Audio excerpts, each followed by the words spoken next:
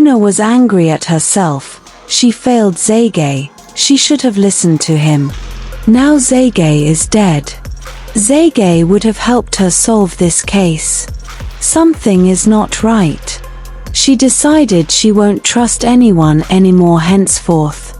She will carry out the investigation silently. She visited Zege's house to see if she could get any lead. She searched everywhere but did not see anything. Muna cried. She wished Zege was around. He promised to help her solve the case. The case was becoming bloody. Just one murder case has led to the death of several other people. Muna was scared. She feared for her life. At this point she knew she needed to keep her discoveries to herself. She thought of what to do. She knows Zege had the answers she needed. She decided within herself to visit the greatest witch of Abomu Kingdom for help without telling anybody. Kofi knew she was up to something. He followed her to know what she was up to. He couldn't place his hands on it. He tried to lure her into telling him, but she refused. She told Kofi she will be traveling for a few days. She refused to disclose her destination. She only said she was taking 2 weeks leave to clear her head. Kofi could not tell where she was going to. He just followed her. All he wanted was to protect the love of his life. Muna left the headquarters without informing anyone where she was going to. She journeyed to the land of the witches at Abomu Kingdom. For Muna to get what she wanted, she has to be converted to a witch. The greatest witch of Abomu Kingdom named Wooly received Muna. She asked Muna to think about her actions before making a final decision. She told her that, once she becomes a witch she can't undo it. Muna told her she was ready to do anything to get to the roof of the investigation. The Witch Kingdom lost Zege, a great wizard. The witches and wizards were sad. They all mourned. It has never happened before. Witches don't just die. They decide to use their magic to figure out who killed Zege. They could not see the killer's face on their mirror. The killer's face was covered with black cloud. "This is black magic," Wooly screamed. The killer had used black magic to cover his face. The witches could not identify him. They tried all they could, but it did not work. They were not happy at all. They promised to find whosoever the culprit is. To do so, they had to embark on a journey to the forest of Kwambai. They need to get the leave of dark magic to destroy the protective spell used in preparing the killer's dark magic. Soon Muna was brought into the circle of witches and wizards. She looked tensed. The witches and wizards were surprised. Lord Wooly introduced her to the Brotherhood. They were not comfortable with the arrangement, until Lord Wooly told them that she is converting to a witch in order to find Zege's killer. At that point, they accepted and welcomed her to the Witch Brotherhood. Some rituals was done on Muna. She was kept for 7 days in the Witch Coven. She was given several substances to drink. Which mark of identity was given to her? She had cuts all over her body. She was taught how to read minds and read magic books to command magic. After few days, Lord Wooly confirmed Muna was ready. She is now a witch. She can now do the things she could not do. Muna was ready for her investigation. She had spent over 21 days in the Witch Kingdom. She was totally ready.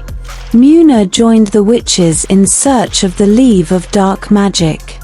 When they got to the forest, to their surprise, they could not find the leave. The last of it was uprooted. The witches were shocked. They could not find even the dried leaf. This is impossible. No one else knows about the leave. It is just the great witches and wizards that knows about the leave and its functions. The witches returned empty-handed. They informed Lord Woolley. She was dumbfounded. Who would have done this to the witches? Apart from using the dark leave of magic to find out who Zegaya's killer is, the leave is used for so many other things, including witch reincarnation. The dark leave of magic is that important. Without this leave, the next Lord of the Witches will not be crowned. Muna mourn with the witches over the loss of their wizard, Zegay, and the loss of the dark leave of magic. She got ready to go back to the headquarters. Lord Woolley called her. She told her to go to Zegaya's house and check the last file Zegay brought to the Witch Coven meeting. She told her that she might be lucky to get useful information that may help in her investigation. Muna went back to the headquarters to report her return from her work leave. Kofi welcomed her. He gave her a brief of what happened during her absence. She quietly went back to her office and acted as if nothing happened. Soon she picked up her handbag and left the office. Kofi followed her. When he realized he could not trail her, he made a false report about her to the DPO. Kofi told their boss that he suspects Muna was up to something. He told him that he caught her taking some files out of the office. Truly, the files were actually missing as someone removed them to indict Muna. Those files were confidential. Coming from Kofi, the DPO believed his story. He ordered for the arrest of Muna. Muna got to Zegaya's house. She was seriously looking for the package when Kofi from nowhere appeared in the sitting room. Muna was surprised. "How did you get in?" she asked. "I always have my way," Kofi answered. "What are we looking for?" Kofi asked. "Some kind of file that will give us a lead," Muna answered. Muna kept searching as Kofi followed her without giving her space. He called the headquarters to send backup as he informed them that he has sighted Muna. Soon Muna saw Zegaya's file. She opened it. It was Kofi's face on the mirror and his pictures in the file. Muna was short of words, weak to the bones, and confused. She turned to Kofi. Kofi stretched his hands, asking her to submit the file to him.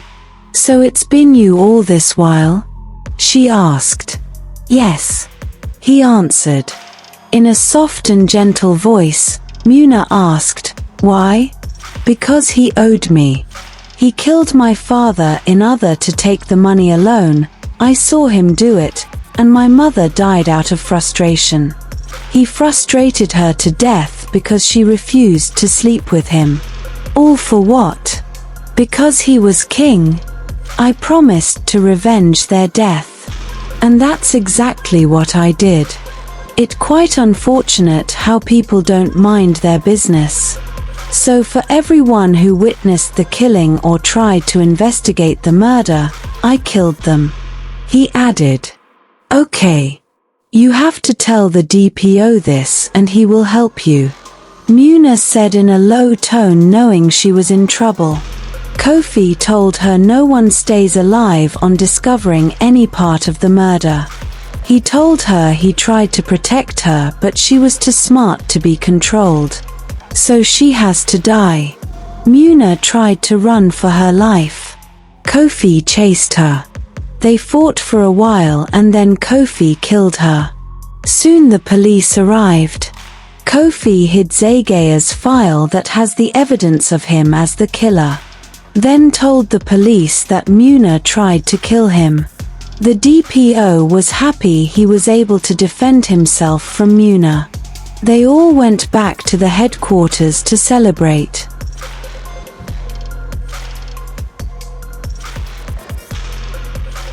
Few days later, the DPO himself arrested Kofi. for he watched the footage from the camera he implanted at Zegea's house and now knows the real killer. Kofi was sent to life imprisonment. While KUMUNI World was happy Kofi was arrested, the Witch Kingdom are looking for a way to bring him out of prison for explanation on how the dark leaf of magic disappeared. Please like, comment, share, and subscribe. Thank you.